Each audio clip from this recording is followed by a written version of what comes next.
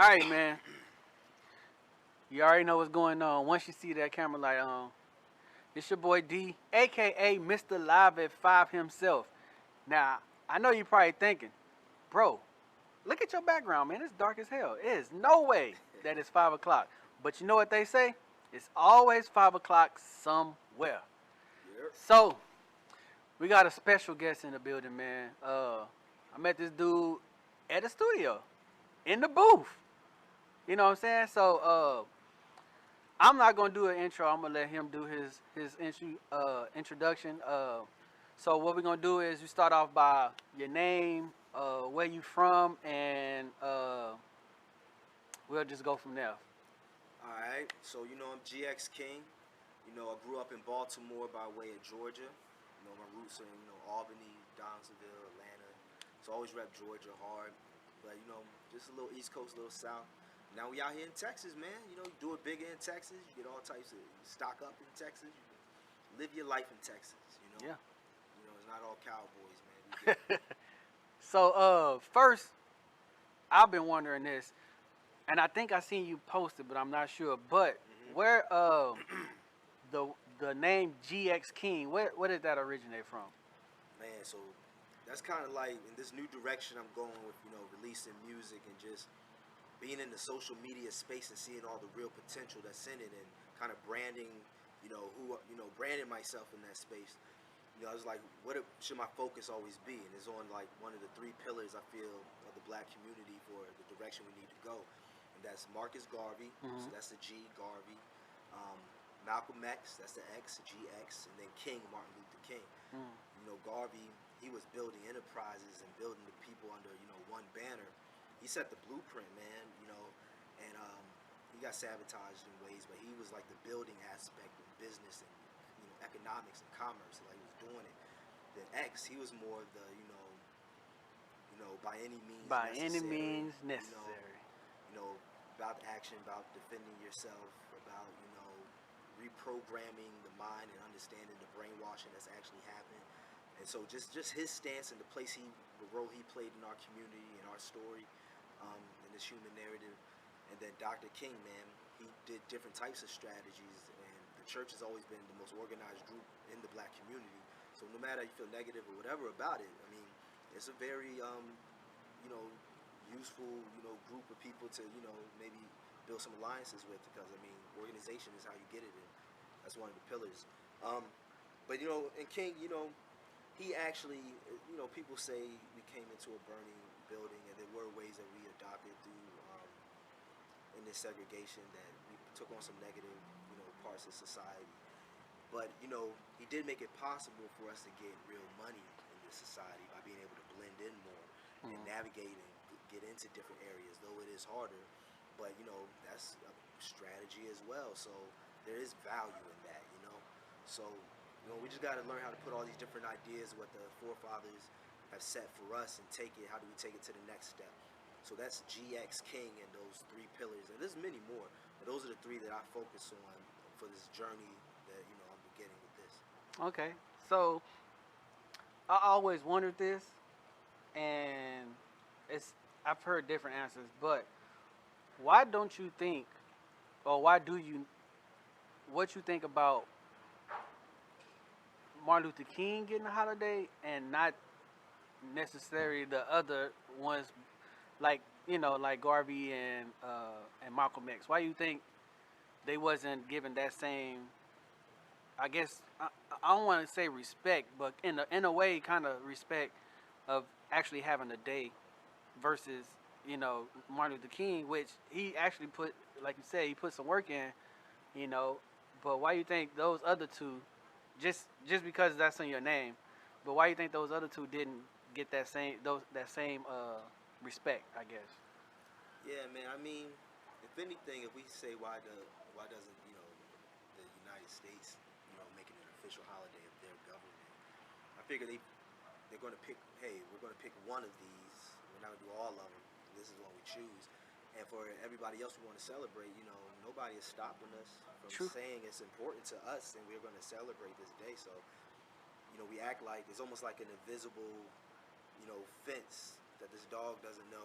It can't just jump over because it's been trained that can't go over it. You know, it's like what's stopping us from just celebrating ourselves? That's You know, that's true, what line are we and trying limited to what, like what line February. is there not to cross? I mean, we can just do it. That's true. Like like I guess a good example would be Black History Month. Mm-hmm. So, in essence, we're allowing ourselves to be limited to that month versus every day should be a Black History moment because Now, I guess then we're like, oh, everybody cares about it. Now we're going to care about it versus things that we care about. Usually everybody else starts caring about it and backing up. So we should get in front of it, you know, and let people follow the wave. And that way we kind of control the construction with how it goes versus now it's in their hands. Because as soon as they make it, now they can do what they want with it. make the They can rules. also take it away, you know. So we should be eager at the opportunity that people haven't seized on to control these days for us, you know. So you know that's just opportunity. So another thing is the hustle dojo. Yeah. And you have the whole I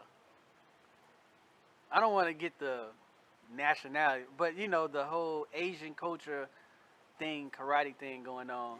Yeah. And what have you always been into like those kind of like I guess movies or that culture? Yeah, man. My older brother and my two younger brothers, there's four of us. We always watched Black Belt Theater growing up. Hmm. Bruce Lee. I mean, Yeah, I think everybody. I was like, I had a poster of that man on my wall. Man, that's almost idolatry, man. You know Yeah. what I'm saying? Right. So it's like, but I mean, that set the model. So I respect the arts. I respect like the discipline and the struggle they go through to discipline themselves and beat them themselves to become the strongest fighter. And so just those and the idea of like wisdom and having a sage and like people that hand down the culture, and I think there's also something that we've lost being here. So maybe seeing it in another fashion presented by another people through their islands and makes us see, man, there's some dope stuff out there. And the fighting, man. Yeah, epic. So, yeah. I remember when I forgot what movie it was when Bruce Lee pulled Chuck Norris chest hair out. Oh yeah. I said, "Damn, Jackie look at Chan that." start bringing the comedy in too with it. Yeah, and I like I can't think of his name, but he does the Ip Man.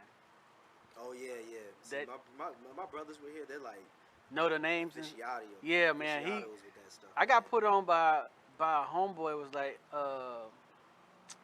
the first one I seen was called the Ankh Warrior, the something like that. Some dude, cause they have this relationship with elephants. Okay. So it was people that was invading and killing elephants. So he actually was like standing up for them and fighting this organization or whatever. But he used elephant tusks to beat this big old dude up, man. And he used the elephant tusks and was cutting his tendons and all. But he does his own stunts. Okay. I can't think of his name, but yeah, that was the first introduction to. I got to Ip Man from him. Okay. Yeah. And yeah, man, those movies is, and yeah, they do have discipline. I think sometimes we limit ourselves to only saying the African American culture, but I think we can actually learn from something from a little bit of everybody culture. Cause I mean, if they say that the first people on this earth are black people, and then everybody else comes from that, aren't they not just a different version of you and your offspring? And how you would have turned in different conditions and areas. So I mean, it's all us. Yeah. It's just they, the race concept. And then, they put the race concept in there, which, in my opinion, separated us more. Because race is made up. Ethnicity is real. Yeah. Race became when they started grouping a bunch of ethnicities just in one. So it's like, hey, we're going to hold power this way. But yeah, race is all made up. There's no such thing as a black person or a white person. Like, you are an ethnicity and what you're connected to. Yeah. So that whole construct is like a setup because you work within that frame. And then you figure out that, oh, that's not even the right frame. Yeah. Your whole life. Sometimes some people don't get out of that frame. Because sometimes you're so invested in it, it's like, oh, why crash my whole world now? Let me just ride out these last 20 years, man. Yeah, that was pretty much like our once you learn the truth, forefathers. everything has to change. So it's like, that's a big commitment. It's like, do I want to change everything? And I think the problem with the whole our culture of this keeping it real type thing is that, in my opinion, a lot of people don't necessarily. It's like a slogan Yeah. versus actually doing it. Because once, like I said, like you said, once you know the truth, you have to change. But some people will fight you on that truth because they don't want to change. Yeah. They're comfortable. You build a whole life around. Yeah, you know, you're This comfortable. story. Like we was talking earlier about the whole diet thing. Like a lot of people, a lot of people will, a lot of people I know base all their stuff, morals and all that off, let's say the Bible, right? Yeah. So, but then it it was based off a set of laws. So I always said, well, you can't find me a scripture that anybody ate pork in any culture, like Muslims. Yeah. And usually when I say I don't eat pork, that's the first thing they say. Oh, you a Muslim? Okay. Yeah. I'm like, nah. Well, I gotta be a Muslim. Yeah. But Yeah.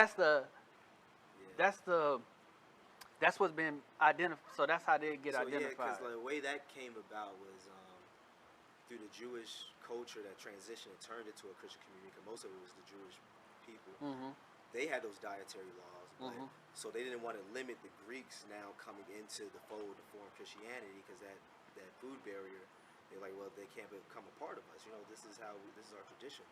But then, they had Paul had that vision of the meat and all Yeah, the yeah. foods to eat of it. So they said, listen, not what goes in that makes you foul, but what comes out of the heart. So it's like just, you don't have to enter in a relationship with God. You don't have to eat perfectly. Yeah. But because there are certain rules for it, it's only because it's the best way to really live to get the most out of your eating. So that still doesn't mean just eat crazy. Just eat. Yeah, that's the only It just point means I'm that I not going meant. to condemn you for it. But if there's then you start getting the gluttony, and then I figured we talk about drug addiction, alcoholism.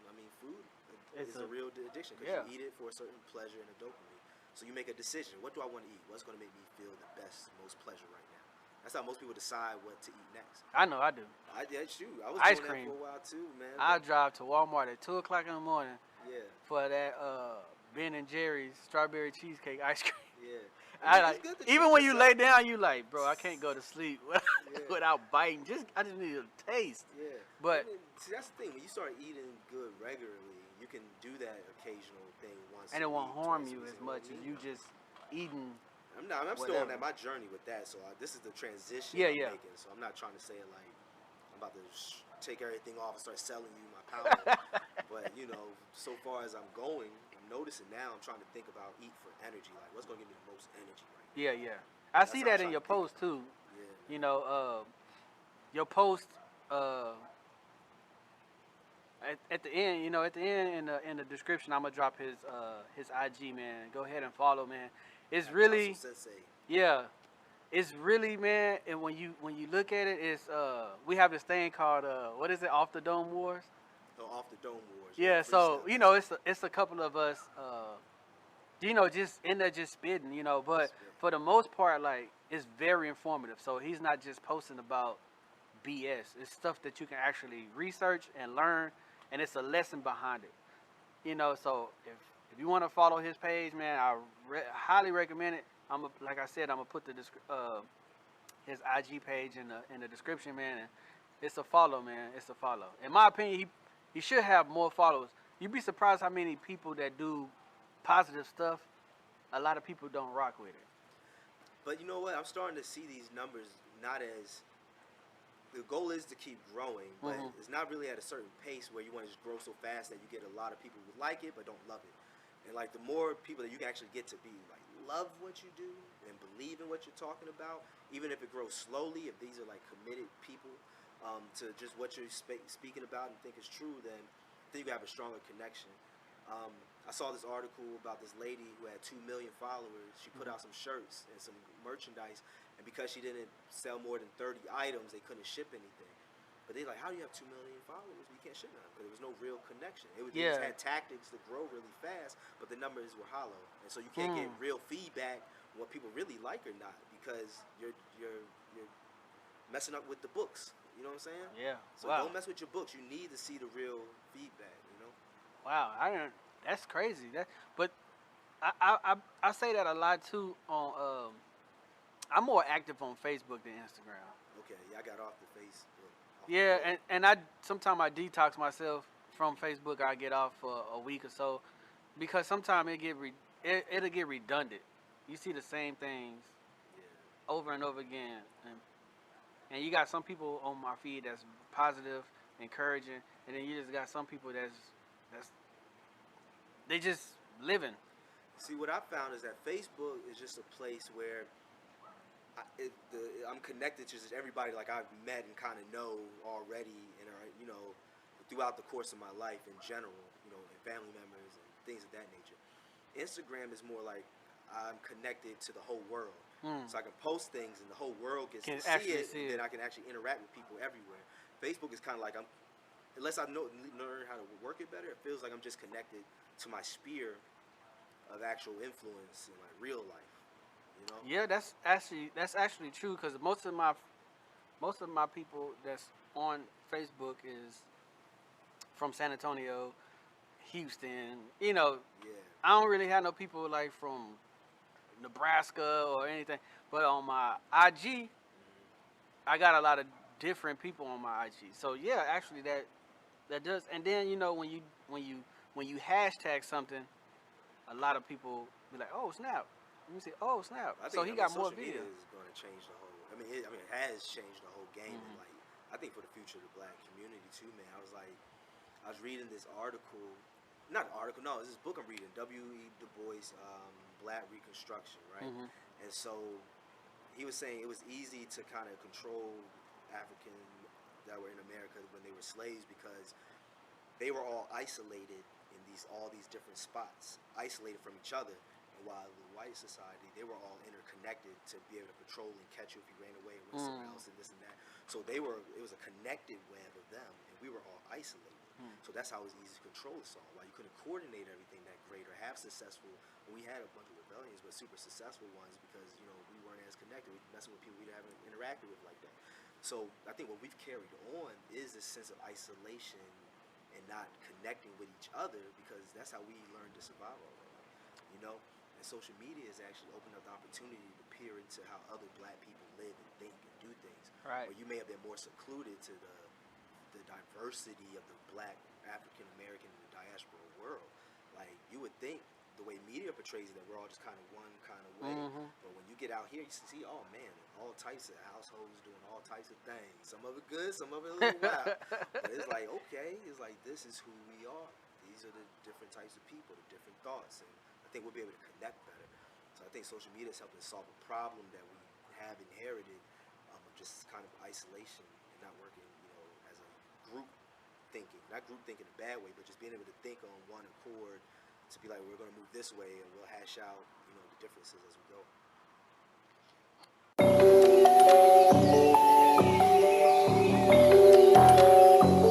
Yeah, yeah. It's always 100 round here.